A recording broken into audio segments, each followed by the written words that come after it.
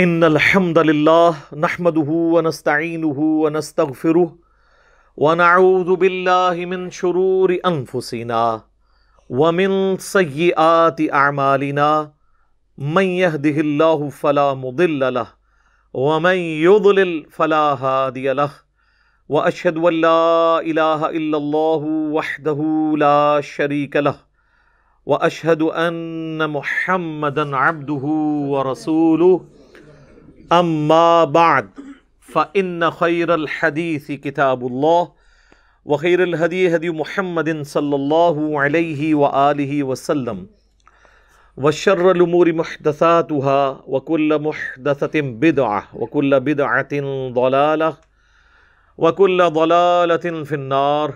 اعوذ بالله السميع العليم من الشيطان الرجيم من همزه ونفخه ونفثه. بسم اللہ الرحمن الرحیم. رب اشرح لی صدری ویسر لی امری واحلل عقدۃ من لسانی یفقہوا قولی. بسم اللہ الرحمن الرحیم. ان اللہ وملائکتہ یصلون علی النبی یا ایہا الذین آمنوا صلوا علیہ وسلموا تسلیما. اللہم صل علی محمد وعلی آل محمد كما صليت على إبراهيم وعلى آل إبراهيم إنك حميد مجيد. اللهم بارك على محمد وعلى آل محمد كما باركت على إبراهيم وعلى آل إبراهيم إنك حميد مجيد. اللهم ربنا آتنا في الدنيا حسنة وفي الآخرة حسنة وقنا عذاب النار. ربنا آتنا من لدنك رحمة وهيئ لنا من أمرنا رشدا.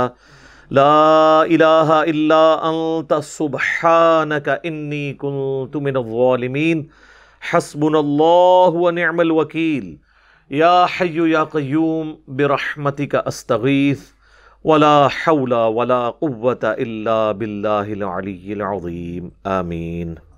اعوذ بالله السميع العليم من الشيطان الرجيم. بسم اللہ الرحمن الرحیم. وآتوا النساء صدقاتهن نحلہ، اور عورتوں کو ان کے حق مہر خوشی خوشی ادا کیا کرو. چونکہ یہ سورۃ النساء ہے، عورتوں کے حقوق کے اعتبار سے ان کے ساتھ کیا ریلیشن شپ ہونا چاہیے، یہ ساری تفصیلات اس کے اندر انشاءاللہ آئیں گی. تو جو حق مہر ہے جس کے عوض عورت کسی مرد کے لیے حلال ہوتی ہے نکاح کے ذریعے گواہوں کی موجودگی میں، وہ خوشی خوشی ادا کرو، اسے کوئی تاوان سمجھتے ہوئے ادا نہ کرے. اور ہمارے ہاں تو مشہور ہے کہ 32 روپے اور 8 آنے حق مہر ہے. حالانکہ میری ویڈیو یوٹیوب کے اوپر ریکارڈڈ ہے، میں نے صحیح بخاری اور صحیح مسلم کی روشنی میں ثابت کیا ہے کہ نبی صلی اللہ علیہ وآلہ وسلم کی بیٹیوں اور آپ کی بعض ازواج جو تھیں رضی اللہ عنہن وعلیہم السلام اجمعین، ان کا حق مہر آج کی کیلکولیشن میں آلموسٹ سونے کے اعتبار سے کیلکولیٹ کریں تو 12 لاکھ روپے بنتا ہے جی. اور یہ میں آج کے سونے کے ریٹ پہ بات کر رہا ہوں، بلکہ آج کا تو یہ میں نے جب کیلکولیشن کی تھی اس وقت تو سونا 80,000 روپے تھا. آج کے اعتبار سے تو وہ آلموسٹ 16 لاکھ ہو چکا ہے، اور ہو سکتا ہے سال بعد جب سونا اور بڑھ جائے تو 20 لاکھ، کیونکہ وہ سونے کے ایکویلنٹ ہوتا تھا. یوٹیوب پہ آپ جا کے لکھیں حق مہر کتنا ہو، تو میں نے تمام احادیث اور اس سے حوالے سے ساری جو ڈسکشن ہے اس کو تفصیل کے ساتھ کیا. آج میں اس تفصیل میں نہیں جاؤں گا کیونکہ قرآن کلاس متحمل نہیں ہے کہ ہم اتنی تفصیل میں جائیں. تو آپ اندازہ کریں کہ آج کل حق مہر جو ہے وہ بعض اوقات 5,000، بعض اوقات 10,000. ویسے یہ اچھا ہے اگر کوئی خود سے معاف کرنا چاہتا ہے اور وہ کم رکھوانا چاہتا ہے، ٹھیک ہے. لیکن یہ کہنا کہ جی ضروری کم ہو، نہیں. آگے چل کے آئے گا کہ اگر تم نے ڈھیروں سونا چاندی کے ڈھیر بھی اگر کسی عورت کو حق مہر میں دیے ہیں اور کل کو طلاق ہو گئی تو اس سے حق مہر واپس نہیں لو. تو یہ ڈھیروں سونا چاندی تو پھر آپ اندازہ کریں کروڑوں روپیہ بنتا ہے. لیکن اپنے کف میں رہنا چاہیے. سنن ابن ماجہ میں حدیث ہے اپنے کف ہم پلہ لوگوں میں شادی کرو. اب یہ نہیں ہے کہ ایک امیر آدمی کسی غریب خاندان میں شادی کرتا ہے، پھر وہ غریب جو ہے وہ اس سے اتنا بڑا ڈیمانڈ کرنا شروع کر دیتے ہیں، یا کوئی غریب امیر کے ہاں کرتا ہے تو وہ اب سٹیٹس کا ڈفرنس آ جائے گا. اور عموماً یہ ڈفرنس ہوتا بہت کم ہے، فلموں میں ہوتا ہے زیادہ تر. عام زندگی میں یہ پاسبل ہی نہیں ہے کہ کف سے یا سٹیٹس سے ہٹ کے کوئی شادی کرے. لیکن اگر کوئی کر لے گا اسٹیبلش ہو جائے گی، لیکن پریفریبل یہ ہے کہ اپنے ہم پلہ لوگوں میں شادی کی جائے. اور اسی میں امپلائڈ ہے کہ خاندان بھی کوشش کریں اپنا ہی ہو.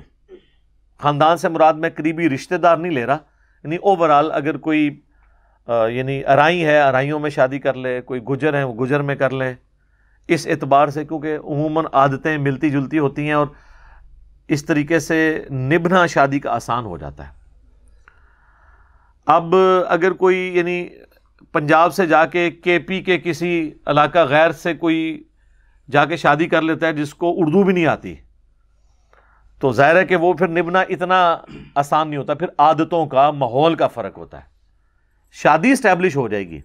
میں اس ایکسٹریم پہ نہیں ہوں جو بعض غالی اہل سنت اور بعض غالی جو شیعہ ہیں ان کے ہاں پائی جاتی ہے کہ سید کا غیر سید سے نکاح نہیں ہو سکتا. یہ بھی بالکل جعلی مسئلہ ہے، اور یہ بھی انڈیا پاکستان کا مسئلہ ہے. امام خمینی جو ایران کے انقلابی لیڈر تھے وہ خود سید تھے، ان کے داماد غیر سید ہیں، انہوں نے اپنی بیٹیاں غیر سید کو دی ہوئی ہیں. لہذا یہاں پہ جو مشہور ہے کہ جی وہ آپ نہیں کر سکتے، اور کہتے ہیں چلو کرنا بھی ہے تو بیٹی لے لو غیر سید سے، سید اپنی بیٹی غیر سید کو نہ دیں، یہ بھی مشہور ہے. تو امام خمینی نے تو اپنی بیٹی غیر سید کو دی ہوئی. اس سے آپ اندازہ لگائیں کہ انڈیا پاکستان میں سنی اور شیعہ دونوں ہی عجیب ہیں. یہ یعنی کتابوں پہ نہیں چل رہے، بابوں پہ چل رہے ہیں. تو اللہ تعالیٰ ہمارا خوشی خوشی حق مہر دیا کرو، اسے تاوان نہ سمجھو. فَإِن طِبْنَ لَكُمْ عَنْ شَيْءٍ مِّنْهُ نَفْسًا، اگر کوئی عورت اپنی خوشی سے ہی حق مہر کا کچھ حصہ معاف کر دیتی ہے، اپنی خوشی سے، زبردستی گن پوائنٹ پہ نہ ہو، فَكُلُوهُ هَنِيئًا مَرِيئًا، تو پھر اسے لذت کے ساتھ رچتا بستا کھاؤ، اس کے اوپر تمہاری کوئی گرفت نہیں ہے. اور عموماً یہ ہو بھی رہا ہوتا ہے پریکٹیکلی. آپ دیکھتے ہیں کہ ہمارے سب کانٹیننٹ میں جو نکاح کے فارم بھرے جاتے ہیں نا، اس پہ معجل اور غیر معجل لکھا ہوتا ہے نکاح کے اوپر، وہ جو دیا جا رہا ہوتا ہے حق مہر. جو معجل ہوتا ہے، جو موقع پہ ادا کیا جاتا ہے، وہ 10,000 20,000 ہوتا ہے. غیر معجل لکھا ہوتا ہے 10 تولے سونا یا فلاں پلاٹ، اور بیسیکلی وہ ایک تھریٹ کرنے کے لیے کہ کہیں پہ یہ طلاق ہی نہ دے دے اپنی بیوی کو. اس طریقے سے تو نہیں رشتے نبھتے. تو اسلام میں ایسی کوئی گنجائش نہیں ہے کہ آپ نے یہ تفریق کرنی ہے. لیکن اگر کوئی کر لیتے ہیں اور وہ ایگریمنٹ کے ساتھ ہے کہ میں اتنا موقع پہ ادا کروں گا، اتنا بعد میں، تو ٹھیک ہے. وہ عورت کا حق ہے، وہ اس طرح آپشن دے سکتی ہے کہ میں اس کے اوپر ایگری کرتی ہوں، اتنا مجھے ابھی دے دو اور باقی بعد میں. اور بعد میں اگر وہ اچھا خاوند ثابت ہوا تو ہو سکتا ہے معاف بھی کر دے وہ کہ ٹھیک ہے جی وہ باقی معاف. لیکن ہوتا یہ ہے کہ جب وہ لڑائی جھگڑا ہوتا ہے نا، تو پھر وہ جو لکھوایا ہوتا ہے نا وہ بھی دینا پڑ جاتا ہے، اور بڑی مشکل کھڑی ہو جاتی ہے. اس وقت تو کہتے ہیں جی لکھ دو، جتنا مرضی لکھ دو، لیکن بعد میں اس طرح کی صورتحال بھی بن جاتی ہے. لیکن بعض لوگ ہیں وہ کہتے ہیں کہ جی ہمیں حق مہر زیادہ لکھوا کے کیا کرنا ہے، اگر ہماری بچی کہیں بسی نہیں ہے تو ہم نے حق مہر لے کے کیا کرنا ہے. تو اس لیے ہم ایک مناسب حق مہر کے ساتھ اپنی بچی کی رشتہ کرنے کے لیے تیار ہیں. تو یہ پریفریبل چیز ہے. اور جہاں پر جہیز کے اوپر بات کی جاتی ہے نا کہ جی جہیز جو ہے وہ نہ لیا جائے، یہ بہت بڑا ظلم ہے عورت والوں کے اوپر، وہاں پہ یہ بھی یعنی اس اعتبار سے ڈسکشن میں آتی ہے چیز کہ جی عورت جو ہے نا وہ حق مہر کم لکھوائے، یہ مرد والوں کے اوپر ظلم ہے.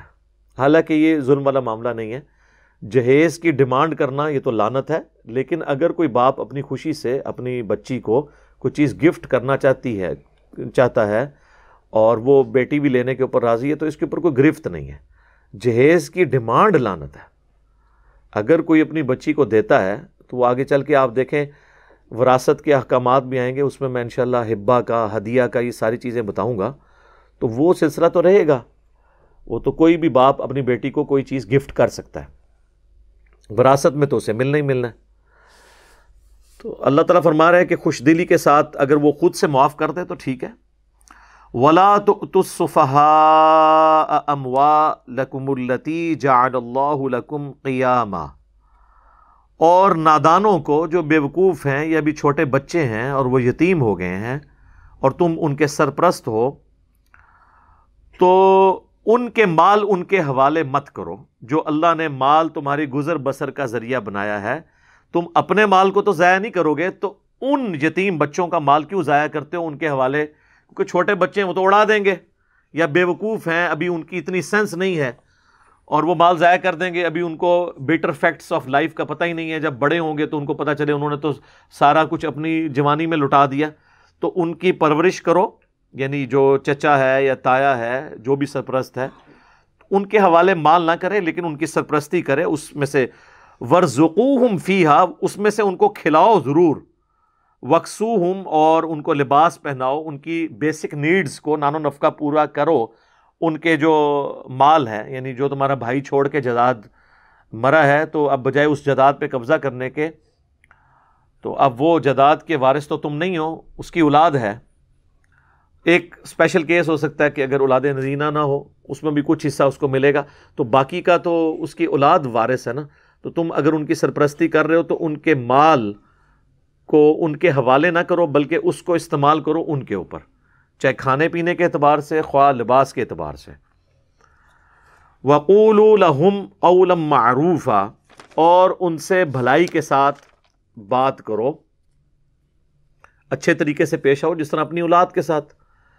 وَابْتَلُوا الْيَتَامَى حَتَّى إِذَا بَلَغُوا النِّكَاحَ، اور یتیموں کو آزماتے رہو یہاں تک کہ وہ بڑی عمر کو، نکاح کی عمر کو پہنچ جائیں. آزماتے رہو یعنی ان کو وقتاً فوقتاً ان کی ٹریننگ کرتے رہو کہ پیسے کو ضائع نہیں کرنا. تھوڑے پیسے دیے اور دیکھا اس کا کیا ایٹیچیوڈ ہے، ان کو ایجوکیٹ کرتے رہو، تاکہ جب وہ بڑے ہوں تو اب ان کے سر پہ باپ تو نہیں ہے، تم سرپرست ہو، تو ان کی اسی طریقے سے ٹریننگ کرو کہ جب بڑے ہوں تو اس مال کو ضائع نہ کریں. فَإِنْ آنَسْتُم مِّنْهُمْ رُشْدًا، اور پھر جب تم ان سے کوئی دانائی کی بات محسوس کرو کہ اب یہ اس قابل ہو گئے ہیں کہ یہ اپنا مال، اپنی جائیداد کو سنبھال سکتے ہیں، فَادْفَعُوا إِلَيْهِمْ أَمْوَالَهُمْ، تو ان کا مال ان کی طرف لوٹا دو. اب اللہ سے اجر لینا ہے جتنا عرصہ تم نے ان کے مال کی حفاظت کی ہے، یہ نہیں ہے کہ اس پہ اب قابض ہو کے بیٹھ جاؤ. وَلَا تَأْكُلُوهَا إِسْرَافًا وَبِدَارًا أَن يَكْبَرُوا، اور نہ کھاؤ اس میں سے، فضول خرچی نہ کرو جلدی جلدی اس خوف سے کہ وہ بڑے ہو جائیں گے. یہ نہ ہو کہ مطلب اس کو تیزی سے خرچ کرو، ان کے اوپر بھی اور کچھ اپنا بھی حصہ رکھ رہے ہو کہ ان کے بڑے ہونے سے پہلے ہی میں جائیداد ختم کر لوں. یہ بڑے ہو گئے تو پھر ہو سکتا ہے چچا تایا کے اوپر مقدمے کر کے تو وہ کہیں گے ہمارے ابا جی کی فلاں جائیداد تو آپ نے سنبھالی ہوئی ہے، اس سے پہلے ہی آپ جائیداد بیچ کے کھا جاؤ. یہ نہ ہو. یہ پریکٹیکلی آج بھی ہو رہا ہے، آپ دیکھ لیں. 1400 سال ہو چکے ہیں اس کتاب کو آئے ہوئے، لیکن مسلمان نے صرف اسلام قبول کیا ہے، اسلام کی باتوں کو قبول نہیں کیا. بڑے بڑے دیندار لوگ جو ہیں نا، وہ بھی اللہ کے فضل سے آپ دیکھیں گے کہ وہ آپ کو مسجد کی پہلی صف میں نظر آ رہے ہوں گے، ہر نماز میں تکبیر اولیٰ کے ساتھ نماز پڑھ رہے ہوں گے، لیکن دوسری طرف ان کی نجی زندگی یہ ہوگی کہ انہوں نے اپنے رشتہ داروں کا مال دبایا ہوگا. ابھی کتنا خطرناک معاملہ ہے. اور وہ یہ سمجھتے ہیں شاید ہماری نمازیں ہمیں بچا لیں گی. حقوق العباد تو اللہ نہیں معاف کرنے ہیں. اس ٹاپک پہ میں کئی دفعہ بول چکا ہوں، اور وہ جو صحیح مسلم کی حدیث ہے کہ اللہ کے محبوب صلی اللہ علیہ وآلہ وسلم نے فرمایا قیامت والے دن کئی لوگ ڈھیروں ڈھیر نیکیاں لے کر آئیں گے، نماز، روزہ، حج، زکوٰۃ، صدقات کی ڈھیروں ڈھیر نیکیاں، لیکن اس حال میں آئیں گے کہ کسی کا دنیا میں انہوں نے مال دبایا ہوگا تو کسی کو ڈانٹا ہوگا، کسی کو مارا پیٹا ہوگا، یا کسی کا خون بہایا ہوگا، یعنی حقوق العباد انہوں نے مس کیے ہوں گے. تو وہ لوگ قیامت والے دن آ کر اللہ سے کہیں گے کہ آج تو بدلے کا دن ہے، ہمیں بدلہ چاہیے. تو اللہ تعالیٰ فرمائے گا کہ آج کی کرنسی تو ہے یہ نیکیاں، تو یہ تو اب تمہیں کچھ بھی نہیں دے سکتا، تو تم اس کی نیکیوں میں سے اتنا اس اعتبار سے لیتے جاؤ حتیٰ کہ اس کی پہاڑوں جتنی نیکیاں ختم ہو جائیں گی۔ ابھی بھی کچھ لوگ باقی ہوں گے جنہوں نے حق لینا ہوگا، تو اللہ تعالیٰ کہے گا اب ریورس ری ایکشن شروع، نیکیاں تو کوئی نہیں ہے، اپنے گناہ اس کے کھاتے میں ڈالو، وہ جہنم میں چلا جائے گا۔ تو اس کا نماز، روزہ، حج، زکوٰۃ، صدقات، اس کو قیامت والے دن کچھ کام نہیں آئیں گے اگر حقوق العباد والا معاملہ اس کا خراب ہوا۔ لہذا حقوق اللہ اور حقوق العباد یہ پیرلل میں دونوں کو لے کے چلنا ضروری ہے۔ بعض لوگ صرف حقوق العباد پہ بھی زور پھر دینا شروع کر دیتے ہیں، یہ جتنی این جی اوز ہیں، نماز روزے کی کوئی ضرورت نہیں ہے، وہ اللہ نے معاف کر دینا ہے۔ اللہ نے کہاں کہا کہ میں نے معاف کر دینا ہے؟ یہ کس کو گارنٹی ملی ہوئی ہے؟ جن کو ملی بھی تھی وہ بھی ڈرتے تھے۔ جامعہ ترمذی میں حدیث ہے، سیدنا عثمان جب کبھی بھی قبرستان میں جاتے اتنا روتے کہ ان کی داڑھی آنسوؤں سے تر ہو جاتی، تو لوگ کہتے کہ آپ قبرستان آ کے اتنا کیوں روتے ہیں؟ تو وہ فرماتے کہ میں نے خود اللہ کے محبوب صلی اللہ علیہ وآلہ وسلم سے یہ بات سنی تھی کہ قبر آخرت کی منازل میں سے پہلی منزل ہے، جس کی یہ منزل آسان ہوئی اس کی اگلی منازل بھی آسان ہوں گی، اور جو اس میں پھنس گیا اس کی اگلی منازل مشکل در مشکل ہو جائیں گی۔ اور یہ وہ شخصیت ہیں جن کو کم از کم 3 دفعہ جنت کی بشارت ملی ہوئی ہے، جامعہ ترمذی میں حدیث موجود ہے۔ اور تیسری دفعہ تو اللہ کے محبوب علیہ السلام نے فرمایا کہ عثمان جنتی ہے، آج کے بعد جو چاہے مرضی کرے۔ اور بخاری مسلم میں وہ حدیث تو الگ سے ہے کہ اصحاب بدر جنتی ہیں۔ سیدنا عثمان بھی اصحاب بدر میں اگرچہ شامل نہیں ہوئے تھے، لیکن وہ اصحاب بدر میں ہیں، کیونکہ نبی الاسلام کی بیٹی ان کے عقد میں تھی، ان کی تیمارداری کر رہے تھے۔ نبی الاسلام نے مال غنیمت میں سے بھی ان کو حصہ دیا تھا، لیکن آپ دیکھ لیں ڈر کا مقام کیا تھا۔ تو جن کو گارنٹی ملی ہوئی تھی وہ تو ڈرتے تھے۔ ہاں یہ بات ہے کہ حقوق اللہ نے معاف کرنے ہیں جس کے لیے چاہے گا، حقوق العباد بندوں نے معاف کرنے ہیں۔ اگر بندے معاف نہیں کریں گے تو بدلہ ہی اس کا پھر وہ لیں گے، تو کون سا بندہ معاف کرے گا؟ آخرت میں تو ویسے ہی نیکیوں کی ضرورت ہے، کوئی بندہ معاف کرنے کے لیے تیار نہیں ہوگا۔ قرآن میں تو آتا ہے کہ بیوی شوہر سے، شوہر بیوی سے، بچے ماں باپ سے، ماں باپ اپنے بچوں سے بھاگ رہے ہوں گے، ہر شخص کو اپنی جان کی فکر ہوگی۔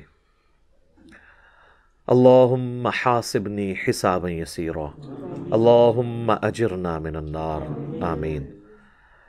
تو اللہ تعالیٰ فرما رہا ہے کسی کے مال اس طریقے سے اسراف نہ کرو کہ یہ بڑے ہو گئے تو واپس لے لیں گے۔ ومن کان غنیا، جو کوئی سرپرست اگر خود امیر ہے، فلیستعفف، تو اسے چاہیے کہ یتیموں کے مال میں سے بالکل کچھ نہ لے، اس کو اللہ نے دیا ہوا ہے، ان یتیموں کا مال انہی کے اوپر لگائے۔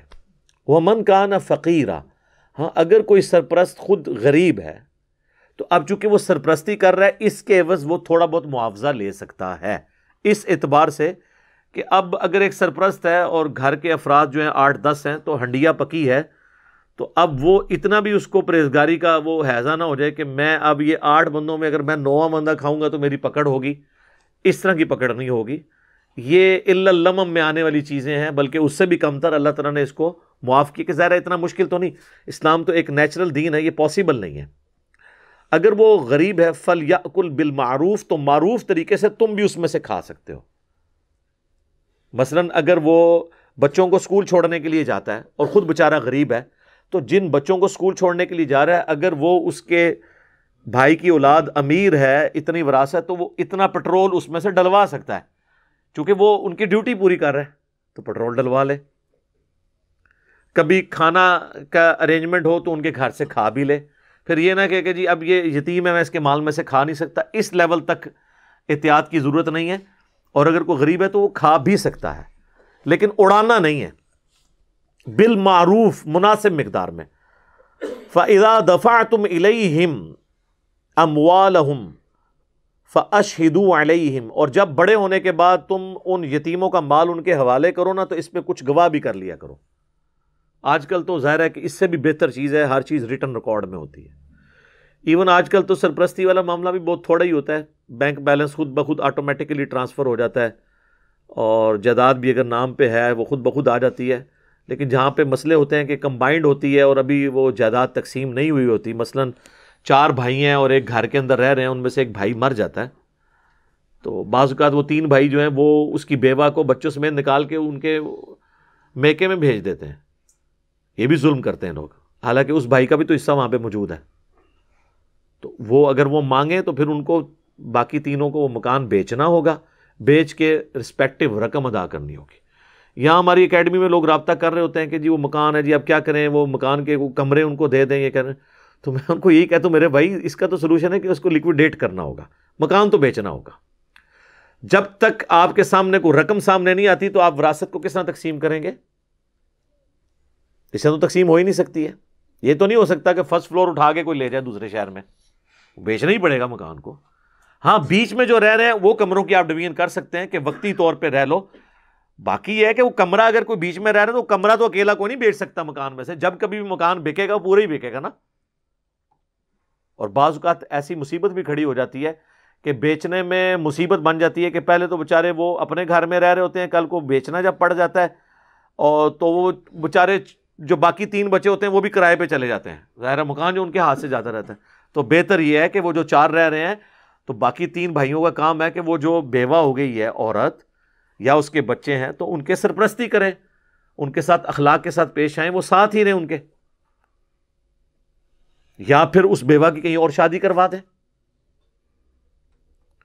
تو یہ باتیں اب ہے تو بڑی سیدھی سیدھی نظر آتی ہیں لیکن پریکٹیکلی اس پہ عمل کرنا بڑا مشکل ہے۔ وَكَفَى بِاللَّهِ حَسِيبًا، اور اللہ حساب لینے کو کافی ہے، یعنی تم نے گواہ کر لیا، تم نے جائیداد پوری دی نہیں تھی، دنیا میں تم دھوکہ بھی کر لو گے لیکن یاد رکھنا حساب و کتاب اللہ کے ہاں ہے۔ دنیا میں اگر تم قانون کو چکمہ دے بھی لو گے، اللہ کے حضور یہ چیز ایکسیپٹیبل نہیں ہوگی۔ زمین و آسمان کی ساری مخلوقات قیامت والے دن اگر کسی شخص کے حق میں گواہی دے دیں کہ اس نے یہ جرم نہیں کیا اور اس نے وہ جرم کیا ہو، تو کیا اللہ تعالیٰ کی عدالت ایسی عدالت ہے کہ وہ سب کی گواہی قبول کر لے گی؟ نہیں۔ لیکن دنیا میں ہو جاتا ہے، دنیا میں ایویڈنس کے اوپر چلتا ہے۔ اگر آپ اپنا جرم ثابت نہیں کر سکے کسی کے خلاف اور وہ مجرم ہے، سزا اس کو نہیں ہوگی۔ آخرت کے بغیر مسئلہ حل ہی نہیں ہو سکتا، کیونکہ یہ اللہ ہی ہے نا جو حساب رکھ سکتا ہے اس طرح کا۔ تو اس میں بات کرتا ہوں، اکثر لوگ یہ کہتے ہیں نا دیکھیں جی وہ چھت پہ جانے کے لیے سیڑھی کی ضرورت ہے، تو اس طرح اللہ تعالیٰ تک پہنچنے کے لیے بابوں کی ضرورت ہے۔ تو ان کو پھر میں یہی مثال دیتا ہوں کہ اللہ کے بندوں، اللہ کے لیے مثالیں نہ بیان کرو۔ اللہ تعالیٰ قرآن میں جگہ جگہ کہتا ہے میرے لیے مثالیں نہ بیان کرو، وَلَا تَقُولُوا عَلَى اللَّهِ إِلَّا الْحَقِّ، اللہ کے بارے میں صرف سچی بات کرو۔ اللہ کے لیے مثال بیان کرنا ہی فضول ہے۔ پھر اس کا جواب یہی ہے کہ دنیا کا کوئی چیف جسٹس ہو، اس کے سامنے 1000 داڑھیوں اور پگڑیوں والے گواہی دے دیں کہ یہ شخص قاتل ہے اور وہ قاتل نہ ہو، وہ چیف جسٹس تو اس کے اوپر فرد جرم عائد کر دے گا، لیکن زمین و آسمان کی ساری مخلوقات مل کے کسی شخص کو قاتل کہیں، اللہ کے حضور اس کے دربار میں قاتل نہیں منوا سکتے۔ تو پھر اللہ کے لیے تو مثال بیان ہی نہیں ہو سکتی یہ سیڑھی والی، کیونکہ اللہ کا جو ڈومین علیحدہ ہے، دنیا ایویڈنس پہ چلتی ہے اور اللہ تعالیٰ تو ایویڈنس سے بھی اگلی چیز ہے۔ فرشتے بھی گواہی دے دیں آپ کے لیے، اگر آپ نے وہ کام ریاکاری کے طور پہ کیا ہے 0 سے ملٹیپلائی۔ جی صحیح مسلم میں حدیث نہیں ہے، قیامت والے دن ایک سخی کو، ایک شہید کو اور ایک قرآن کے قاری کو بلایا جائے گا، تو سر فرشتوں نے اسے قاری، سخی اور شہید لکھا ہوگا نا، کیونکہ فرشتوں کے پاس تو علم غیب نہیں ہے، وہ تو ظاہری عمل دیکھتے ہیں۔ فرشتوں کو نہیں پتا کہ آپ یہ جو عمل کر رہے ہیں یہ دکھلاوے کے لیے کر رہے ہیں یا اللہ کے لیے، تو اصل چیک ہے ہی اللہ۔ یہ جو ہے نا وَكَفَى بِاللَّهِ حَسِيبًا، اللہ حساب لینے کو کافی ہے۔ تو شہید لکھا ہوگا جبھی تو اس شہید کو بلایا جا رہا ہوگا نا۔ اللہ پوچھے گا ہاں بھائی، کہے گا یا اللہ جان تھی دے لی تیرے لیے۔ اللہ فرمائے گا تو نے اس لیے دی تاکہ لوگ تجھے بہادر کہیں، اور دنیا میں بڑے لوگوں نے تجھے بہادر کہا تو تمہیں دنیا میں اجر مل چکا، اوندھا منہ کر کے جہنم میں۔ پھر سخی کو بلایا جائے گا، وہ کہے گا یا اللہ میں نے کوئی موقع نہیں چھوڑا تھا کہ جہاں جہاں پر تیرا حکم ہو اور میں نے وہاں پر پیسے نہ خیرات کیے ہوں، مسجدیں بنوائی، دسترخوان چلائے، ہاسپٹلز بنائے، بہت کچھ کیا، بلکہ میں نے تیرے فرشتوں کو دھوکہ دینے کے لیے میں اس میں ایڈ کر رہا ہوں، اور تیرے داڑھی اور پگڑیوں والے بزرگان دین کو دھوکہ دینے کے لیے مسجد کی وضو خانے کے اوپر نیم پلیٹ بھی اپنے نام کی لگوائی تھی۔ جا کے میرے محلے کے نمازیوں سے بھی پوچھ لے کہ وہ میں نے ہی بنوایا تھا وضو خانہ، تو اللہ فرمائے گا تو نے اس لیے سب کچھ کیا کہ لوگ تجھے سخی کہیں اور لوگوں نے تیری بڑی تعریف کی، یہی تیرے لیے اجر تھا۔ میرے ہاں آپ 0 سے ملٹیپلائی ہے، اوندھا منہ جہنم میں۔ قرآن کے قاری کو بلایا جائے گا، اللہ تعالیٰ کہے گا تجھے میں نے قرآن کا علم دیا تھا، تو کہے گا یا اللہ میں نے تو قرآن سیکھا اور سکھایا، یہی کام میں کرتا رہا، اس سے افضل کام اور کون سا ہو سکتا تھا؟ اللہ تعالیٰ فرمائے گا تو نے اس لیے کیا کہ لوگ تجھے قاری اور بڑا علامہ کہیں، تو بڑی لوگوں نے تیری تعریف کی، بلکہ تیرے اشتہار کے تو نام کے شروع میں بھی 5 دمیں لگتی تھیں اور بعد میں بھی 5 دمیں لگتی تھیں۔ یادگار اسلاف، مفسر قرآن، استاذ العلماء، تو بڑی تیری عزت دنیا میں ہوئی ہے، میرے ہاں کوئی اجر نہیں ہے، اوندھا منہ کر کے دوزخ میں۔ یہ سر مولانا شریف نہیں، صحیح مسلم شریف کی حدیث ہے یہ۔ اب مجھے بتائیں دنیا میں ان 3 نیکیوں سے بڑی اگر کوئی نیکی جانتا ہے نا، بخاری اور مسلم اور قرآن حکیم کی روشنی میں، تو مجھے بتا دے شہادت سے بڑی کوئی نیکی ہے کہ جان ہی دے دی اس کے لیے؟ قرآن سیکھنے اور سکھانے سے بڑی کوئی نیکی ہے؟ بخاری مسلم حدیث ہے سب سے بہتر وہ جو قرآن سیکھے اور سکھائے۔ اور انفاق فی سبیل اللہ، جو قرآن میں 100 سے زیادہ مقامات پہ جس کی ترغیب دلائی گئی ہے، اس سے بڑی کوئی نیکی ہے؟ لیکن یہ بڑی بڑی 3 نیکیاں بھی 0 سے ملٹیپلائی ہیں اگر یہ دکھلاوے کے لیے کی، تو فرشتے تو لکھ لیں گے، لیکن وکفا باللہ حسیبا۔ مسند احمد میں حدیث ہے جس نے دکھلاوے کے لیے روزہ رکھا اس نے شرک کیا، جس نے دکھلاوے کے لیے نماز پڑھی اس نے شرک کیا، اور جس نے دکھلاوے کے لیے صدقہ کیا اس نے بھی شرک کیا۔ لو جی، نماز میں شرک کیسے آ گیا؟ نماز تو اللہ کی پڑھ رہا ہے، سجدہ کس کو کر رہا ہے؟ اللہ کو۔ اس بندے کو تو نہیں کر رہا جس کے سامنے وہ خوشی خوشی سے نماز پڑھ رہا ہے، کر رہا اللہ کو ہے، لیکن اللہ اتنا غیرت مند ہے کہ سجدہ مجھے کیا اور نیت یہ تھی کہ لوگ تجھے کہیں بڑی لمبی نماز پڑھ رہا ہے، تو میں نے اس کو 0 سے ملٹیپلائی کر دینا۔ صدقہ میرے لیے کیا، لیکن نیت تھی کہ لوگ تجھے اچھا سمجھیں کہ بڑا سخی ہے، بس لوگوں کو جیسے ہی شریک کیا نا تو میری طرف سے فارغ۔ اللہ اپنے ساتھ تو شرک برداشت ہی نہیں کرتا۔ صدقہ، روزہ، نماز، فارغ۔ تو یہ اسی لیے تو شرک اصغر کہا گیا ہے ریاکاری کو، چھوٹا شرک، آلموسٹ شرک ہی ہے۔ تو اللہ نے حساب لینا ہے۔ للرجال نصیب مما ترک الوالدان، مردوں کے لیے حصہ ہے جو اس کے ماں باپ چھوڑ کر مرے، والاقربون اور قریبی رشتہ دار، وللنساء نصیب مما ترک الوالدان، اور عورتوں کے لیے حصہ ہے جو اس کے ماں باپ چھوڑ کر مرے، والاقربون اور قریبی رشتہ دار، مما قل منہ او کثر، خواہ تھوڑا ہو کسی کے لیے خواہ زیادہ ہو، نصیبا مفروضا، وہ اللہ کی طرف سے مقرر کیا ہوا حصہ ہے۔ وہ آگے آ رہا ہے، وراثت کے احکامات اگلے رکوع کے اندر شروع ہو جائیں گے۔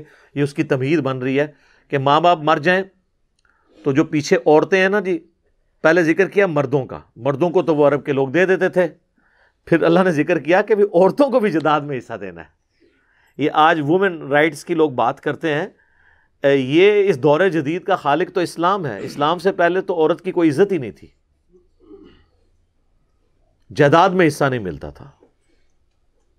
ایون اسلام کے آنے کے بعد بھی جہاں جہاں اسلام کی دعوت صحیح طریقے سے نہیں پہنچی، آپ دیکھ لیں ہمارے اس ہندوانہ معاشرے میں، یہ تو اب ذرا تھوڑا لیٹسٹ دور ہے تو لوگ شرم محسوس کرتے ہیں، ورنہ ستی کی رسم ہوتی تھی، اگر خاوند مر گیا تو اس کی بیوی کو بھی اس کے ساتھ ہی جلا دیا جاتا تھا کہ اب اس کو زندہ رہنے کا حق بھی نہیں ہے۔ استغفر اللہ اتوب الیہ۔ اور اسلام نے کیا عظمت دی ہے، جعفر طیار کی بیوی فوت ہوئی ہیں غزوہ موتا میں، تو اس کی بیوی اسما بنت امیس کے ساتھ حضرت ابوبکر نے شادی کر لی ہے، اور رضی اللہ تعالیٰ عنہ، اور ان سے محمد بن ابی بکر پیدا ہوئے۔ 4 سال کے بعد حضرت ابوبکر فوت ہوئے تو حضرت علی نے اسما بنت امیس کے ساتھ شادی کر لی، اور محمد بن ابی بکر جو ابوبکر کے بیٹے تھے، پرورش حضرت علی نے کی۔ یہ ہے رسپیکٹ بیوہ کی۔ تو اسلام سے صرف ہم نے داڑھی پگڑی اور نمازیں نہیں لینی ہیں، ساری چیزیں لینی ہیں، ٹوٹل پیکج لینا ہے۔ وَإِذَا حَضَرَ الْقِسْمَةُ أُولُو الْقُرْبَى والیتامى والمساکین، اور جب حاضر ہوں وراثت کی تقسیم کے وقت قریبی رشتہ دار اور یتیم اور مساکین، فارزقوہم منہ، تو ان کو بھی تھوڑا بہت بیچ میں سے دے دو. یعنی کہیں پہ اگر کوئی وراثت تقسیم ہو رہی ہے، یا آج کے دور میں آپ دیکھ لیں کہیں پہ قربانی ہو رہی ہوتی ہے، غریب لوگ بھی آ جاتے ہیں، تو اللہ تعالیٰ ہمارا اب کوئی آ گیا تمہارے در پہ مانگنے کے لیے، تو اب اس کو بھی تھوڑا بہت دے دو. یہ نہیں ہے کہ ان کا حصہ لازمی ہے، لیکن یہ ہے کہ گڈ جیسچر کے طور پہ اخلاقاً ان کو بھی دے دو تھوڑا بہت اس میں سے. یہ نہیں ہے کہ وہ کہیں نہیں ایک پلاٹ مجھے لکھ دو، تھوڑا بہت کوئی مٹھائی منگوا کے دے دیں، وہاں پہ تھوڑے سے پیسے دے دیں، تاکہ ایک اخلاقی روش رہے. وَقُولُوا لَهُمْ قَوْلًا مَعْرُوفًا، اور ان سے بات اچھے طریقے سے کرو. یعنی اگر کچھ نہیں بھی دینا نا، تو یہ نہ کوئی ادھر جاؤ جی تو آٹا کے کام میں تھے. اب یہ بھی بڑے لوگوں کو عادت ہوتی ہے ڈانٹنے کی. ڈانٹنے کی تو آپ کو اجازت نہیں ہے. ایون کو پروفیشنل بیگر بھی آپ کے پاس آتا ہے، فقیر کو آپ ڈانٹ نہیں سکتے. وَأَمَّا السَّائِلَ فَلَا تَنْهَرْ، نبی علیہ السلام کو حکم ہے کہ اگر آپ سے کوئی سوال کرنے والا ہے، آپ نے اسے منع نہیں کرنا، ڈانٹنا نہیں ہے، جھڑکنا نہیں ہے. ہاں یہ آپ کہہ سکتے ہیں کہ اللہ تعالیٰ تیری مصیبت آسان کرے، ٹھیک ہے، اور اس کو صحیح طریقے سے رخصت کر دیں بغیر کچھ دیے ہوئے. لیکن ڈانٹنے کا آپ کو حق کہاں سے آ گیا؟ آپ نے اسے خریدا ہوا ہے. ایک تو آپ اس کو کچھ دے بھی دے رہے ہیں، یہ جو آپ اس کو سنا رہے ہیں اس کا آپ کو رائٹ کس نے دیا تھا؟ آپ نے اسے خرید لیا پیسے دے کے. اور اگر آپ کو خطرہ ہو یہ پروفیشنل ہے، اس کی تحقیق کر لیں. یہ آج کل تو ویسے کم ہو گیا، اب تو جدید طریقے آ گئے ہیں. آج سے 10-15 سال پہلے تک تو یہ اکثر مساجد کے اندر ایک بندہ کھڑا ہوتا تھا، اپنی جیب دکھاتا تھا، یہ میری جیب کٹ گئی، میں فلاں شہر سے آیا ہوں تو میرے پاس کرایہ ہی نہیں ہے واپسی کا. تو میں ایسے کئی لوگوں کو بس پہ چڑھا کے آتا ہوں، کرایہ نہیں دیتا، اور پھر کنڈکٹر کو کے حوالے کر کے کنڈکٹر کو کہتا ہوں اگر اس نے کرایہ واپس مانگا اور کہیں یہ راستے میں اترا تو کرایہ تیرا، کیونکہ اس نے تو مجھے کہا میری جیب کٹ گئی ہے. تو اگر وہ اگلے سٹاپ پہ جا کے باقی پیسے لے کے اتر جاتا ہے تو اس کا مطلب ہے یہ وہ تو جھوٹ بول رہا تھا نا. تو پھر آپ مجھے بتائیں وہ کنڈکٹر کبھی اس کو واپس کرے گا کرایہ؟ لے لوے وہ دیکھو، تو مجھے تو ثواب مل جائے گا. ہماری تو ون ون سچویشن ہے دونوں معاملات میں. تو اس طریقے سے آج کل تو اس کے ایڈوانس طریقے آ رہے ہیں، وہ کہتے ہیں جی ایزی لوڈ کروا دیں، ایزی پیسہ بھجوا دیں، بڑے بڑے طریقے بتاتے ہیں. تو اس کا طریقہ یہ ہے کہ جو کہہ دینا میری جیب کٹ گئی ہے تو اس کو کہیں کہ بھائی اپنے گھر سے ایزی پیسہ کروا لو، تمہیں فون پہ بات کروا دیتے ہیں جہاں کرنی ہے، وہاں سے منگوا لو، تمہارے بھی تو پیچھے کوئی ہے نا، تو وہ وہاں سے کروا دے گا. ہم نے کیوں تمہیں جو ہے وہ ایزی پیسہ کروانے ہیں یا پیسے دینے ہیں.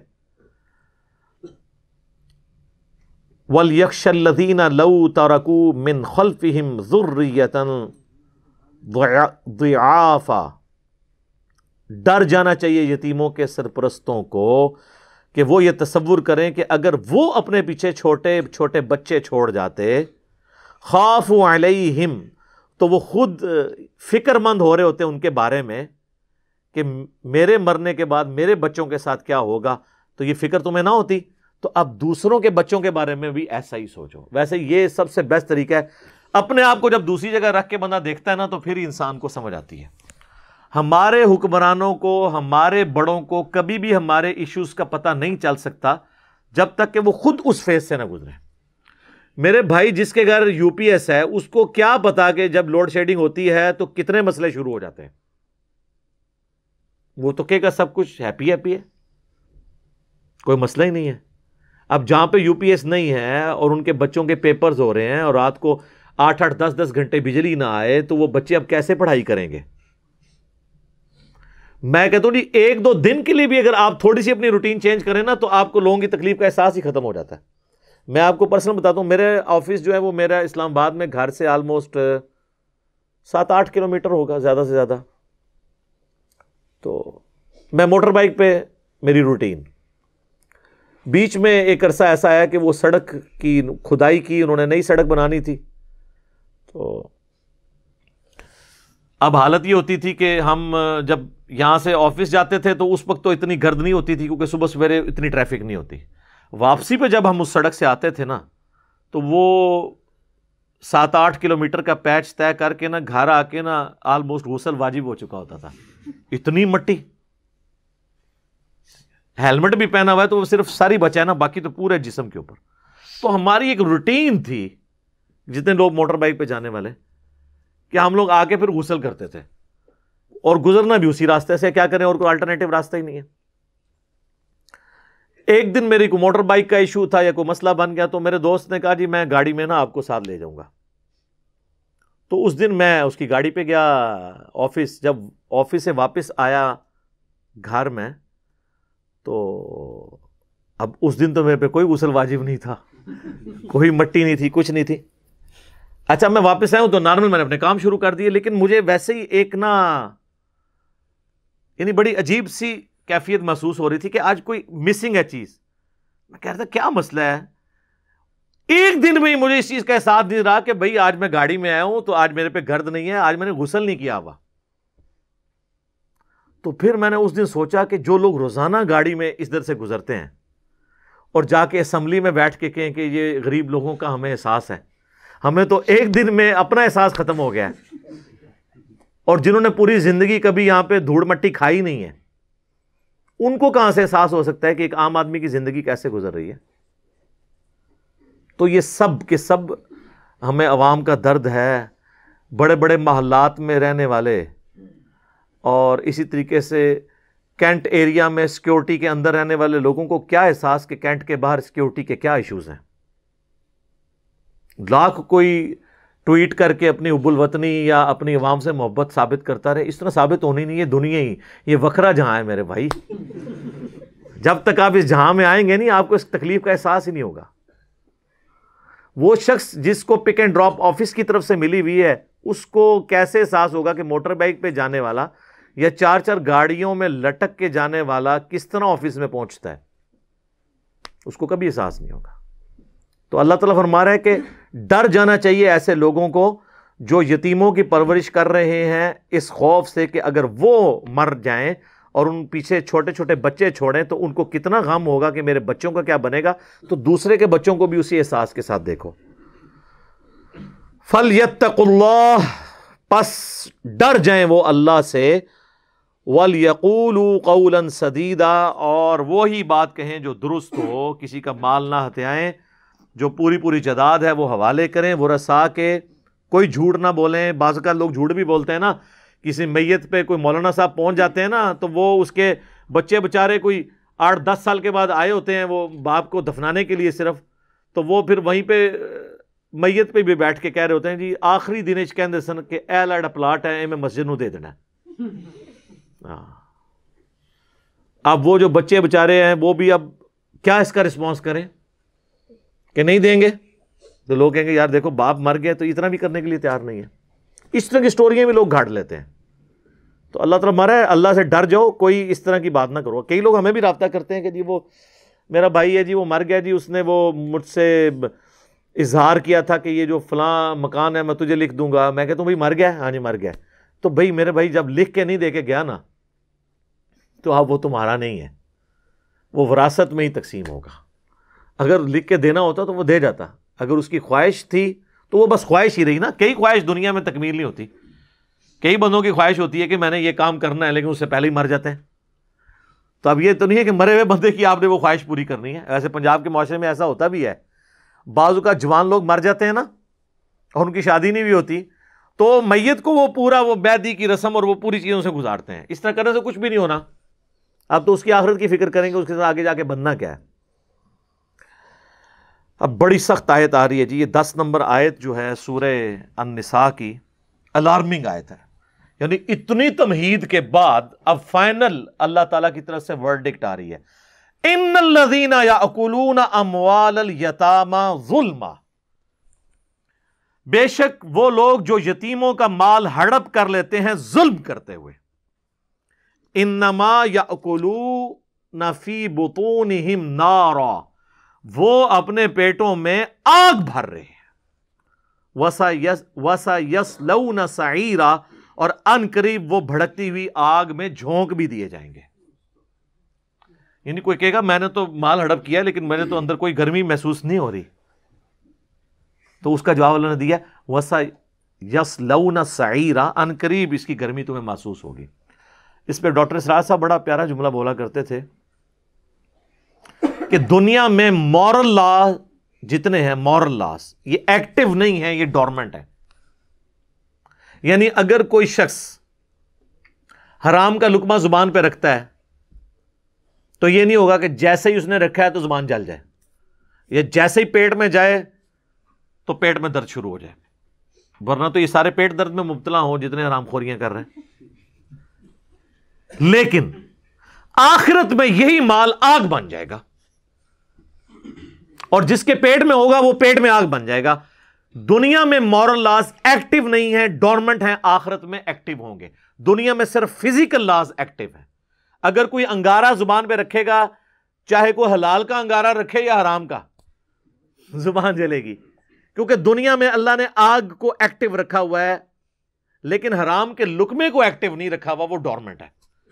وہ اللہ نے کہا کہ اپنے پیٹ میں آگ بھر رہے ہیں، لیکن کئی سوچ رہے ہوں گے کوئی آگ تو محسوس نہیں ہو رہی. وہ کہا وَسَيَصْلَوْنَ سَعِيرًا، ان قریب آگ میں جھونک دیے جائیں گے. اللہم لا تجعلنا منہم، اللہم انی اعوذ بک من عذاب جہنم ومن عذاب القبر ومن فتنة المحیا والممات ومن شر فتنة المسیح الدجال، آمین. صحیح مسلم میں حدیث ہے کہ اللہ کے محبوب صلی اللہ علیہ وآلہ وسلم نماز میں بھی قرات کے دوران جب کبھی بھی جنت کی آیات آتی تو اللہ سے جنت کا سوال کرتے، اور جب کبھی جہنم کی آیات آتی تو اللہ تعالیٰ سے جہنم کے عذاب کے اگینسٹ پناہ طلب کیا کرتے. نماز میں بھی یہ سنت ہے، اور نماز کے علاوہ بھی اگر آپ یہ قرات کر رہے ہیں تو پھر اس دوران بھی اللہ کی طرف متوجہ ہوں. صحیح بخاری اور صحیح مسلم کی متفقن علیہ حدیث ہے، جس شخص نے ایک بالشت بھی زمین کسی کی دبا لی تو 7 زمینوں کا توق اس کے گلے میں قیامت والے دن ڈالا جائے گا. یہ جناب بڑا خطرناک معاملہ ہے. یہ حدیث پوری جو ہے نا وہ بخاری مسلم میں یوں ہے کہ سعید ابن زید جو حضرت عمر کے بہنوئی تھے اور عشرۃ مبشرۃ 10 خوش نصیب جنتی اصحاب میں سے تھے، ان کی شکایت مروان بن حکم جو اس وقت حضرت معاویہ رضی اللہ تعالیٰ عنہ کے دور میں مدینے کا حاکم تھا، ایک عورت نے شکایت کی کہ اس سعید نے میری زمین ہتھیا لی ہے. حالانکہ وہ زمین حضرت سعید ابن زید کی تھی. سعید ابن زید کو جب بلایا گیا تو بخاری مسلم کے الفاظ ہیں، انہوں نے مروان کے دربار میں کہا کہ میں کیوں کر کسی کی زمین دبا سکتا ہوں، جبکہ خود میں نے اپنے کانوں سے یہ بات رسول اللہ سے سنی تھی کہ جس نے کسی کی ایک بالش زمین 9 انچ دبا لی تو 7 زمینوں کا توق قیامت والے دن اس کے گلے میں ڈالا جائے گا. جس شخص نے یہ بات خود رسول اللہ سے سنی ہو صلی اللہ علیہ وآلہ وسلم، وہ کیوں کر کسی کی زمین دبائے گا؟ تو مروان نے کہا بس مجھے اس سے زیادہ ضرورت نہیں کلیریفیکیشن کی. صحابی تھے، ان کی گواہی عادلانہ تھی. لیکن سعید ابن زید کا غصہ نہیں ٹھنڈا ہوا. انہوں نے کہا اس عورت نے میرے اوپر الزام لگایا نا، تو انہوں نے کہا اے اللہ میں دعا کرتا ہوں کہ اس کو اس کی زمین میں ہی نا عبرت ناک موت دینا جس نے میرے اوپر یہ جھوٹا الزام لگایا. تو بخاری مسلم کے الفاظ ہیں کہ کچھ عرصے بعد وہ عورت پاگل ہو گئی اور وہ گلیوں میں چیختی چلاتی تھی، اسے ایسی بیماری لگ گئی اور وہ کہتی تھی مجھے سعید کی بددعا لگ گئی ہے. اور ایک دن وہ اسی زمین کے پاس سے گزر رہی تھی تو ایک کنویں سے وہ اوندے منہ اس کنویں کے اندر گر گئی اور وہی اس کی قبر بنی. یہ حدیث بخاری میں بھی ہے، مسلم میں بھی ہے. مشکات کے اندر 30 جلد میں کرامات والے چیپٹر میں یہ نقل کیا انہوں نے. یہ صحابی کی کرامت ہے کہ ان کی بددعا لگ گئی اس عورت کو. تو اس میں الفاظ ہیں کہ زمین و آسمان کا توق. یہاں تو میرے بھائی پورے پورے پلاٹ، پوری پوری زمینیں ہڑپ کر جاتے ہیں، مختار نامہ لکھواتے ہیں، پھر کل کو قابض ہو جاتے ہیں. یہ آپ اکثر نہیں دیکھتے، یتیموں کی زمینوں کے اوپر قابض ہو جاتے ہیں. کتنے لوگ ہیں جو باپ کے مرنے کے بعد بہنوں کو جائیداد میں حصہ نہیں دیتے، اور جب ان کو کہیں حصہ دیں وہ کہتے ہیں بہنوں نے معاف کر دی ہے. بہنوں نے معاف اس لیے کی ہوتی ہے کہ بہنیں کہتی ہیں کہ یا پرا رکھ لیے یا جداد رکھ لیے. جداد لیں تو بھائی ناراض ہوتے ہیں، اور بہنیں تو انسیکیور رہتی ہیں کہ کل کو اگر طلاق ہو گئی تو ہم پیچھے جائیں گی اپنے بھائی کے پاس ہی، تو اگر بگاڑی ہوگی تو پھر کدھر جائیں گی؟ پھر تو عیدی والوں کے پاس ہی جانا پڑے گا. یہ تو بھائیوں کی ذمہ داری ہے. ہمیں تو اکثر لوگ یہاں رابطہ کرتے ہیں، کہتے ہیں جی وہ معاف کرا لیے، جی وہ انہوں نے خود ہی کر دیا. خود کون معاف کرتا ہے؟ ان کو پتا ہوتا ہے کہ مانگنے سے ملنا تو کوئی نہیں ہے. تو میں کہتا ہوں آپ اس طرح کریں کہ جو ان کا حصہ ہے ان کے ہاتھ میں رکھیں، ان کے خاوند اور ان کے بچوں کی موجودگی میں تکنا تو کون واپس کرتا ہے؟ اس عورت کا خاوند واپس کرنے دے گا؟ اس کے جوان بچے، اور وہ بھی آج کل کے 21ویں صدی کے بچے، وہ کہنے گے اماں دفع کرے تھے او بچے جنہوں نے نماز بھی نہیں پڑھی ہوئے گی، وہ بھی کہنے گے جی اللہ کا حکم ہے، یہ تہاڈا حق ہے، رکھو. ہاں جی، کیونکہ امت کا فتنہ جو ہے مال، جامع ترمذی میں حدیث ہے ہر امت کا کوئی نہ کوئی فتنہ ہے، میری امت کا فتنہ مال ہے. تو یہ ساری کہانیاں آپ کرواتے ہیں کہ جی وہ معاف کر دیا ہے. معاف تب ہوگا آپ ان کے حوالے کریں، ان کی یعنی ہاتھ میں ان کے اکاؤنٹ میں جائے وہ چیز، اس کے بعد وہ گفٹ اگر آپ کو دینا چاہتی ہیں تو ٹھیک ہے. تو یہ ظلم نہ کریں. اچھا بعض اوقات ویسے بعض بڑے نیک لوگ بھی ہیں ہمارے پاس، ایسے لوگوں نے بھی بارہا رابطہ کیا ہے کہ ہمارے والد صاحب فوت ہو گئے ہیں، انہوں نے اپنی زندگی میں ساری جائیداد بھائیوں کو دے دی، بہنوں کو کچھ بھی نہیں دیا، لیکن اب ہمیں ڈر ہے کہ وہ مرنے کے بعد اللہ کے عذاب میں ہوں گے. میں کہتا ہوں بالکل جی، قرآن کے رول کے تحت تو حقوق العباد کا معاملہ تو ہے. تو کہتے ہیں جی اب ہم اپنے باپ کو عذاب سے بچانا چاہتے ہیں، تو ہم چاہ رہے ہیں کہ ہم وہ جو جائیداد ہے اس کو ایونلی ڈسٹریبیوٹ کر کے جتنا حصہ عورتوں کا اپنی بہنوں کا بنتا ہے ان کے حوالے کریں. تو میں کہتا ہوں بالکل ضرور کریں. تو کہتے ہیں اس کے بعد کیا ہمارے والد کی جان چھوٹ جائے گی؟ تو میں کہتا ہوں ہاں انشاءاللہ اللہ سے امید ہے کہ اللہ تعالیٰ قیامت والے دن ان کو، ان کی بچیوں کو ان سے راضی کر دے گا. جب ان کو حصہ مل جائے گا وہ ان کے لیے دعا کریں گی. تو ایسے کرنا چاہیے. یہ نہیں کہنا چاہیے کہ جی وہ باپ خود بھگتے گا، اس نے کیا ہے. تو پھر ایسی اولاد کو میں کہتا ہوں آپ اتنی ناہنجار اولاد ہو کہ آپ کی خاطر وہ باپ پوری زندگی کمائی کرتا رہا، جوڑ کے آپ کے حوالے کر گیا اپنی محنت کا مال، اور آپ اتنے بغیرت ہو کہ اس کی کمائی میں سے اس کے عذاب کی تخفیف کے لیے کوشش نہیں کر رہے ہو. لعنت ہے ایسی اولاد کے اوپر جو ان کی اپنی کمائی بھی نہیں ہے، ان کے باپ کی کمائی ہے، اور اس کمائی کو اپنے باپ کو عذاب سے بچانے کے لیے وہ خرچ کرنے کے لیے تیار نہیں ہے. یہ بات اگر اب تمہارا باپ دنیا میں واپس آ جائے تو میں دیکھتا ہوں تمہیں کیا دے. تو اگر آپ کو خوف خدا ہے اور واقعی آخرت کے حوالے سے فکر ہے تو پھر یہ ساری چیزیں کرنی چاہیے. یہاں پہ ہمارے سب کانٹیننٹ کے معاشرے کے اندر تو بڑے بڑے دیندار لوگ اپنی بہنوں کی، بچیوں کی جائیداد کو دبا لیتے ہیں. اور اکثر یہ بھی ہوتا ہے وہ بھائی کہتے ہیں جی وہ جی بہن کی جب شادی ہوئی تھی نا تو وہ والد صاحب نے اس کو جہیز دے دیا تھا. وہ بھائی جہیز جو ہے وہ وراثت تو نہیں ہے، وراثت تو مرنے کے بعد تقسیم ہوتی ہے. جہیز تو اس کا ہبہ اور ہدیہ تھا، اس نے اپنی مرضی سے دے دیا. اس میں بھی ٹھیک ہے، انصاف کرنا چاہیے ماں باپ کو بھی کہ سارے بچوں کو ایکولی ڈسٹریبیوٹ کریں جو زندگی میں ہدیہ دیتے ہیں. تو آج ٹائم آلموسٹ ختم ہونے والا ہے. وہ اگلی دفعہ میں پورا لیکچر صرف وراثت کے قوانین اور اس سے ریلیٹڈ مسائل پہ، چونکہ اگلی 2 آیات جو ہے نا وراثت سے ریلیٹڈ ہیں، اس کو ڈسکس کروں گا. لیکن دنیا کے اندر اگر آپ کو خوف خدا ہے تو آپ کو اگر اپنی بہنوں کے ساتھ واقعی پیار ہے یا اپنے ماں باپ کی آخرت کے ساتھ، تو اپنی بہنوں کو جائیداد میں حصہ دیں. صحیح بخاری اور صحیح مسلم کی حدیث ہے کہ جو لوگ دنیا میں مال جوڑتے رہتے ہیں نا اور اس میں سے حق نہیں ادا کرتے دوسروں کا اور اللہ کا، یعنی زکوٰۃ یا جائیداد دبا لی کسی کی، تو قیامت والے دن یہی مال ایک گنجے سانپ کی فارم میں ان کے اوپر مسلط کر دیا جائے گا جو اس کی بانچھیں چیرے گا. اور سورہ توبہ کے اندر تو اس سے بھی سخت الفاظ آئے ہیں کہ اللہ تعالیٰ فرماتا ہے ہم یہ جو سونا اور چاندی یہ لوگ جوڑ رہے ہیں نا، اسی سونے اور چاندی کو پگھلائیں گے، ان کے ماتھے، ان کی پیٹھیں اور پہلو ہم گرم کر کے داغیں گے. سر اللہ کو نانی ماں تو ہے نہیں ہے نا جی. کوئی ماں تو اپنی اولاد کو اس طرح کا عذاب نہیں دے سکتی ہے. لیکن اللہ تعالیٰ قرآن میں کہہ رہا ہے جس نے یہ کیا نا میں اس کے ساتھ یہ کروں گا، اس لیے کہ بھائی وہ اللہ ہے اور اللہ اپنے جذبات سے مغلوب نہیں ہوتا. ماں باپ اولاد جذبات سے مغلوب ہو سکتی ہے، اللہ تو مغلوب نہیں ہوگا. اس نے جو فیصلہ فرمایا ہے وہ کر دینا ہے، اور جب اس نے فیصلہ کر دینا ہے کوئی جان نہیں چھڑا سکتا، یہ ذہن میں رکھیے گا.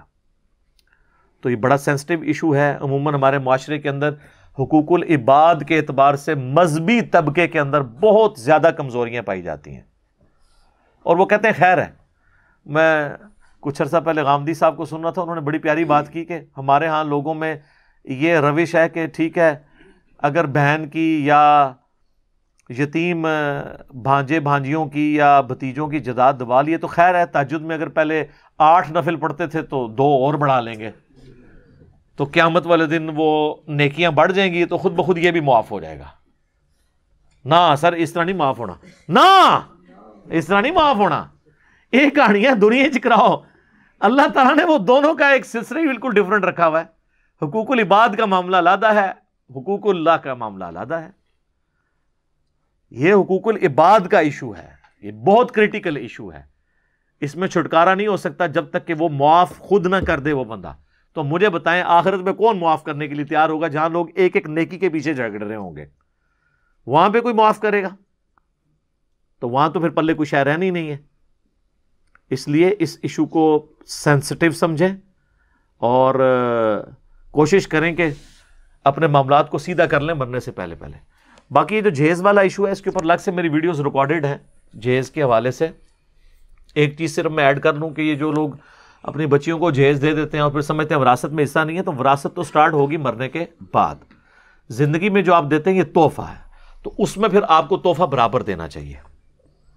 صحیح بخاری اور مسلم دونوں میں حدیث ہے، نعمان ابن بشیر رضی اللہ تعالیٰ عنہ صحابی ہیں، وہ کہتے ہیں میرے والد نے مجھے ایک غلام تحفے میں دیا اور پھر نبی علیہ السلام کی خدمت میں مجھے پیش کیا اور کہا کہ یا رسول اللہ یہ میرا بچہ، یعنی یہ لائق بچہ ہے میرا، تو اس کو میں نے یہ غلام ہبہ کیا ہے اور میں آپ کو اس پہ گواہ کرنا چاہتا ہوں۔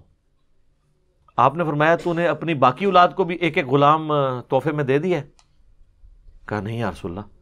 تو فرمایا تم کیا یہ خواہش رکھتے ہو کہ تمہارے ساتھ تمہاری اولاد برابری کا سلوک کرے، یعنی جتنا یہ بیٹا عزت دے رہا ہے باقی بھی دیں؟ کہا یا رسول اللہ ایسا ہی ہے۔ تو آپ نے فرمایا پھر تم بھی ان کے ساتھ مساوات کے ساتھ پیش آؤ، اور آپ علیہ السلام نے فرمایا کہ باقیوں کو بھی ایک ایک غلام تحفے میں دو یا اس سے بھی واپس لے لو، اور اس گناہ کے اوپر مجھے گواہ نہ کرو۔ اللہ اکبر۔ حضور نے فرمایا اس ظلم اور گناہ کے اوپر مجھے گواہ نہ کرو، اس سے بھی واپس لو۔ تو زندگی میں اگر آپ کوئی اولاد کو گفٹ کرتا ہے نا کچھ حصہ، تو وہ برابری میں کرے۔ یہ نہیں ہے کہ ایک بچہ جو ہے وہ زیادہ اچھا لگتا ہے اس کو زیادہ دے دیا، باقی وہ اگر بدتمیزی کرتا ہے بد اخلاق ہے اس کا معاملہ اللہ کے سپرد، وہ اللہ اس کا بدلہ لینے والا ہے، اس کو آپ اخلاقاً تو سمجھا سکتے ہیں، لیکن آپ اس کے ساتھ گفٹ والا معاملہ بھی برابری میں کریں گے اور آگ بھی نہیں کریں گے۔ یہ اکثر اوقات آپ اخبارات میں پڑھ رہے ہوتے ہیں، میں اپنی منقولہ غیر منقولہ جائیداد سے فلاں بن فلاں کو آگ کرتا ہوں۔ اسلام میں کوئی شخص آگ کر ہی نہیں سکتا اپنی اولاد کو، خونی رشتہ تو ختم ہی نہیں ہو سکتا۔ پچھلے دنوں آپ نے دیکھا نا سپریم کورٹ تک وہ کیس گیا ہے، وہ جھگڑے میں وہ ایک بچی، پتہ نہیں وہ کس قسم کی بچی کی تربیت ہوئی ہے، اس نے کہا کہ میں اس کو اپنا باپ ہی نہیں مانتی ہوں، ٹھیک ہے جی، تو شناختی کارڈ بھی کینسل ہو گیا اس کا۔ پھر وہ بعد میں سپریم کورٹ نے اس کو ریزالو کیا کہ بھئی ٹھیک ہے اختلاف آپس میں ہے، لیکن جو ہے وہ باپ تو وہی رہے گا نا جو ہے، وہ تو نہیں ختم ہو سکتا۔ جو یہ والے رشتے ہیں نا، خونی رشتے یا رحم کے رشتے، یہ تو ختم نہیں ہو سکتے۔ یہ آپ نے جائیداد ملنی ہے، اگر کوئی نافرمان بیٹا بھی ہے نا تو ماں باپ کے مرنے کے بعد اس کی نافرمانی کا وبال تو اس پہ رہے گا، لیکن اس کو اپنے ماں باپ کی جائیداد میں سے حصہ ملے گا۔ اور یہ جن لوگوں کو بڑا شوق ہوتا ہے نا کہ کسی ایک بچے کو دے دیتے ہیں، یا وہ کہتے ہیں نہیں ہم اپنی زندگی میں ہی تقسیم کر دیں، اور بعد میں لڑتے رہنے، زندگی میں آپ جائیداد نہیں تقسیم کریں گے، وہ اگلی دفعہ بتاؤں گا، 1/3 سے زیادہ مال نہیں آپ دے سکتے زندگی کے اندر، یا فلاں مدرسے کو دے کے چلا جاؤں گا اپنی زندگی میں، ایسے نہیں کریں گے۔ عموماً تو جو لوگ پھر اس طرح دیتے ہیں زندگی میں، تو وہ جیسے ہی جائیداد مل جاتی ہے تو اولاد پھر بعض اوقات آنکھیں ماتھے پہ رکھ لیتی ہے اور وہ کچھ پوچھتی نہیں۔ ہمیں تو کئی اس طرح کے کیسز رپورٹ ہوئے ہیں کہ وہ جائیداد حوالے کرنے سے پہلے تو بڑے اوبیڈینٹ تھے بچے، جیسے جائیداد ملی ہے تو انہوں نے ماں کو بھی گھر سے نکال دیا ہے، باپ کو بھی گھر سے نکال دیا۔ اس طرح کے کئی کیسز رپورٹ ہوتے ہیں۔ تو یہ شریعت میں نہ چلنے کی نحوستیں ہیں نا۔ شریعت تو کہتی ہے کہ آپ نے 1/3 سے زیادہ مال وصیت نہیں کرنا، اور وصیت بھی وارث کے لیے نہیں کرنی، ادر دین وارث کے لیے، اور گفٹ بھی کرنا ہے تو اسی پہ ہی اجتہاد کرتے ہوئے یہی موقف ہے کہ 1/3 سے زیادہ مال آپ اپنی زندگی میں گفٹ نہیں کریں گے۔ ایٹ لیسٹ آپ یعنی 2/3 حصہ مال کا چھوڑ کے مریں۔ وہ بخاری مسلم میں حدیث ہے، سعد ابن ابی وقاص کہتے ہیں کہ رضی اللہ تعالیٰ عنہ فتح مکہ پہ میں اتنا بیمار ہوا کہ مجھے یقین ہو گیا کہ میں اب نہیں بچوں گا. میری ایک ہی بیٹی تھی, رسول اللہ میری عیادت کے لیے آئے صلی اللہ علیہ وآلہ وسلم. میں نے کہا اللہ کے نبی میری تو ایک ہی بیٹی ہے, تو میں چاہ رہا ہوں کہ اپنا مال اللہ کی راہ میں خیرات کر دوں, یہ اپنے گھر کی ہو جائے گی, اس کا خامن جانے. اور یہ آپ نے فرمایا لا نہیں, حالانکہ آپ لا کا لفظ بہت کم بولتے تھے. پھر انہوں نے کہا میں 2/3 مال دے دیتا ہوں, 2/3. فرمایا لا. پھر کہا آدھا مال, کہا لا. پھر کہا 1/3. آپ نے فرمایا یہ بھی زیادہ ہے, لیکن چلو میں اس کی تمہیں اجازت دیتا ہوں. یعنی 1/3 کو بھی اچھا نہیں آپ نے سمجھا. اور پھر آپ نے فرمایا کہ کیا تم چاہتے ہو کہ تم اپنی اولاد کو پیچھے جو ہے وہ اس طریقے سے مفلس چھوڑ کر مرو اور یہ لوگوں سے مانگتی پھرے؟ اس سے بہتر ہے ان کے لیے چھوڑ کے مرو, اور جو تم اولاد کے اوپر خرچ کرتے ہو حتیٰ کہ اپنی بیوی کے منہ میں جو لقمہ بھی ڈالتے ہو نا, یہ بھی اللہ کے حضور اجر لکھا جاتا ہے. اچھا ہمارے ہاں تو یہ سمجھا جاتا ہے کہ مدرسے کو, مسجد کو, باقی لوگوں کو کھلائیں پلائیں نا تو یہ ثواب ہوتا ہے, بیوی بچوں کو کھلانے کا ثواب نہیں ہوتا. تو اسلام تو کہتا ہے سب سے پہلا حق بیوی بچوں کا ہے, ماں باپ کا, باقیوں کا بعد میں ہے. اس سے بھی بڑی بات صحیح مسلم میں حدیث ہے, نبی علیہ السلام نے فرمایا سبحان اللہ بھی صدقہ ہے, الحمدللہ بھی صدقہ ہے, لا الہ الا اللہ بھی صدقہ ہے, اللہ اکبر بھی صدقہ ہے, راستے سے تکلیف دہ چیز کو دور کرنا بھی صدقہ ہے, امر بالمعروف یعنی نیکی کا حکم دینا, ونہی عن المنکر اور برائی سے روکنا بھی صدقہ ہے, تمہارا اپنے بیویوں کے ساتھ ازدواجی تعلق قائم کرنا بھی صدقہ ہے. تو صحابہ نے کہا یا رسول اللہ اس میں بھی اجر ملے گا, یہ جو آخری بات ہے. تو آپ نے فرمایا اگر یہی ضرورت تم کسی اور طریقے سے پوری کرو تو کیا تمہیں گناہ ملے گا؟ انہوں نے کہا یا رسول اللہ ملے گا. تو فرمایا تمہیں اپنی بیویوں سے ازدواجی تعلق, جو خالصتاً ایک آپ سمجھ لیں اینیمل انسٹنکٹ والا معاملہ ہے, یعنی وہ کوئی عام معاشرے میں تو اس کو ایک عجیب نظر سے دیکھا جاتا ہے کہ اس کے اوپر بھی ثواب, فرمایا اس پہ بھی ثواب ملے گا. تو جس اسلام کا یہ کانسیپٹ ہے کہ بیوی بچوں پہ لگانا ثواب ہے, ماں باپ پہ لگانا, بہن بھائیوں پہ لگانا. زکوٰۃ کا بھی اکثر لوگ پوچھ رہے ہوتے ہیں جی بہن کو بھائی کو زکوٰۃ دے سکتے ہیں؟ دے سکتے ہیں.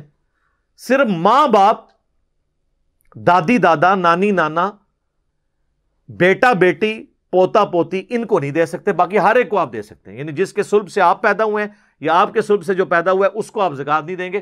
باقی سارے رشتے, سب سے زیادہ اگر کوئی حقدار ہے تو بہن بھائی ہیں زکوٰۃ کے, خیرات کے, صدقات کے. انشاءاللہ اگلا لیکچر ہمارا جو 64 نمبر ہے وہ مکمل ان 2 آیات پہ ہوگا. میں انشاءاللہ وراثت کے احکامات, وراثت کسے کہتے ہیں, ہبہ کسے کہتے ہیں, گفٹ, وصیت کسے کہتے ہیں, اور کس طریقے سے وراثت تقسیم ہوتی ہے, یہ ذرا مشکل آیات ہے. میں اس میں 1-2 ایگزامپل بھی, نومیریکلس بھی آپ کو کرواؤں گا انشاءاللہ تعالی. اللہ تعالیٰ سے دعا ہے جو حق بات میں نے کہی اللہ تعالیٰ ہمارے دلوں میں راسخ فرمائے. اگر جذبات میں میرے منہ سے کوئی غلط بات نکل گئی تو اللہ تعالیٰ ہمارے دلوں ہی سے اسے محو کر دے, ہمیں معاف بھی فرما دے. ہمیں کتاب و سنت کی تعلیمات پر عمل کر کے دوسرے بھائیوں تک پہنچانے کی توفیق عطا فرمائے. سبحانک اللہم و بحمدک, اشہد ان لا الہ الا انت, استغفرک و اتوب الیک, وما علینا الا البلاغ المبین. جزاکم اللہ خیرا.